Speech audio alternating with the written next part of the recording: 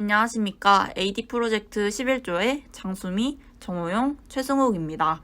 지금부터 사이버 범죄 예방을 위한 어플리케이션 설계 방안에 대해 발표하도록 하겠습니다.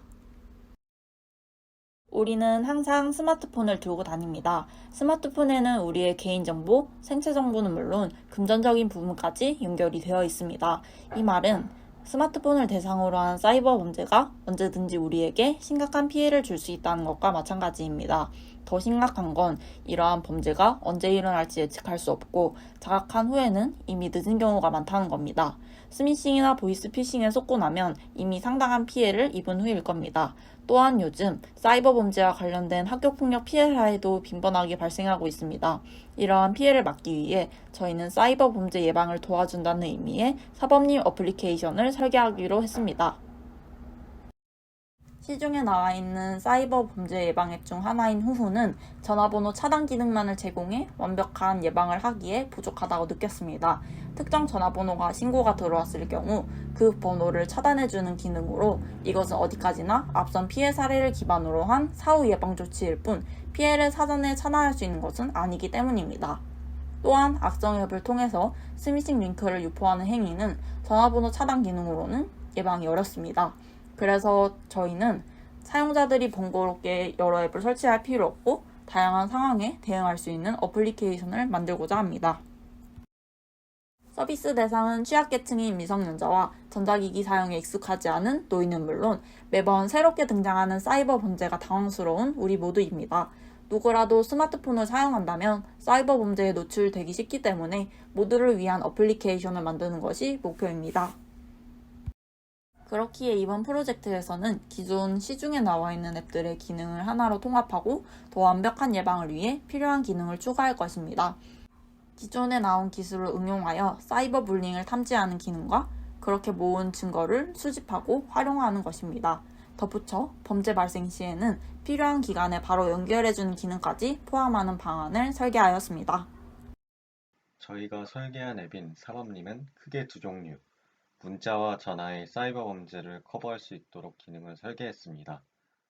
대응할 수 있는 케이스는 총 4가지로 링크가 포함된 스미싱과 텍스트 기반의 스미싱, 그리고 전화를 사용한 사이버 불링과 보이스피싱 범죄 상황입니다. 첫 번째, 링크가 포함된 스미싱 문자 대응 기능입니다.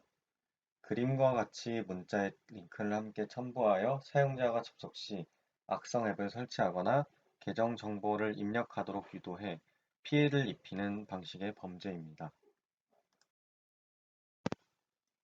피해를 방지하기 위해 메시지 속 URL의 스미싱 여부를 스마트폰 내 가상머신이 대신하여 분석해줍니다. 가상머신으로 링크에 접속하였을 때 백신이 작동하거나 악성 앱이 다운로드된 등의 변화가 감지된다면 사용자에게 악성 링크임을 알리는 알림을 보냅니다. 가상머신은 타입 2 하이퍼바이저 방식의 가상머신을 사용할 것입니다. 안드로이드에서는 대표적인 가상머신 앱인 VMOS를 이용하려고 합니다. 그중 우리는 좀 더 가벼운 버전인 VMOS 라이트 버전을 사용하여 어플리케이션 구동이 무겁지 않도록 할 예정입니다. 이 앱의 특징은 가상머신을 백그라운드에서도 실행을 지원한다는 점입니다. 참고로 iOS의 경우 가상머신을 공식적으로 지원하지 않아 후에 나오는 다른 기능을 사용할 예정입니다.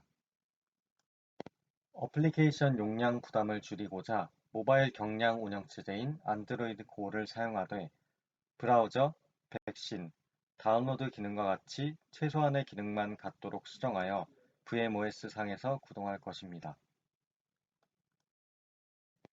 두 번째 요소 기술은 URL 분석입니다. iOS처럼 가상머신을 지원하지 않는 경우 유용하게 쓸 수 있는 기술입니다. 제시된 그림과 같이 논문을 살펴보면 악성 URL의 경우 패턴을 가지고 있습니다. 먼저 URL 길이가 비정상적으로 길다는 점입니다. 60글자가 될수록 악성 URL 확률이 현저히 높아진다는 것을 알 수 있습니다. 또 다른 특징은 유명 사이트와 유사한 URL을 가진다는 점입니다. 대충 보고 넘어간다면 분명 속아 넘어가도록 교묘하게 만들었습니다. pay.naver.com과 네이버페이 같이 유사한 의미를 갖는가 하면 네이버 페이 같이 유명 사이트와 한 글자 차이가 나는 것을 볼 수 있습니다. 그렇기에 이러한 링크와 실제 링크를 대조해서 사용자에게 악성 링크임을 알리게 됩니다. 세 번째는 텍스트 기반의 스미싱 문자 대응책입니다. 위 문자는 여러분도 많이 보셨을 만한 요즘 유행하는 스미싱 문자입니다.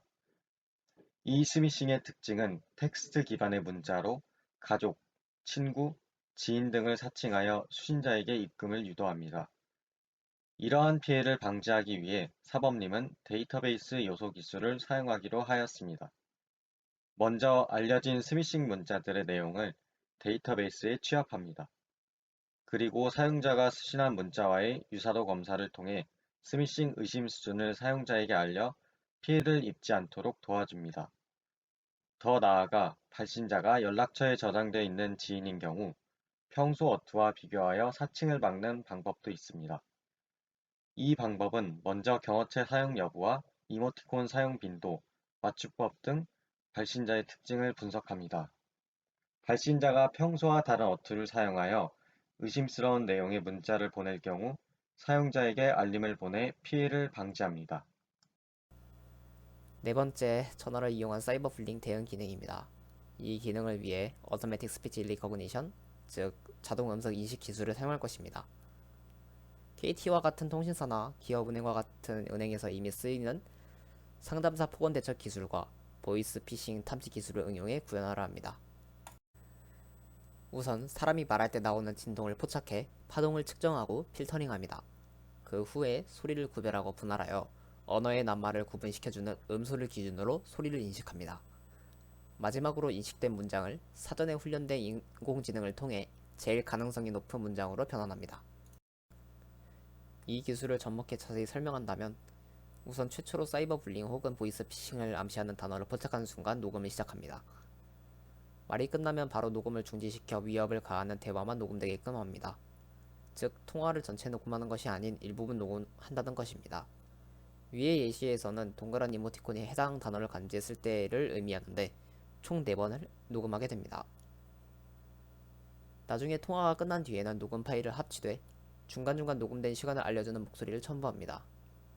이는 휴대폰에 저장되어 추후 신고 시 통화한 사람의 전화번호, 통화 시작 및 종료 시간과 함께 동보되어 증거자료로 제출할 수 있습니다.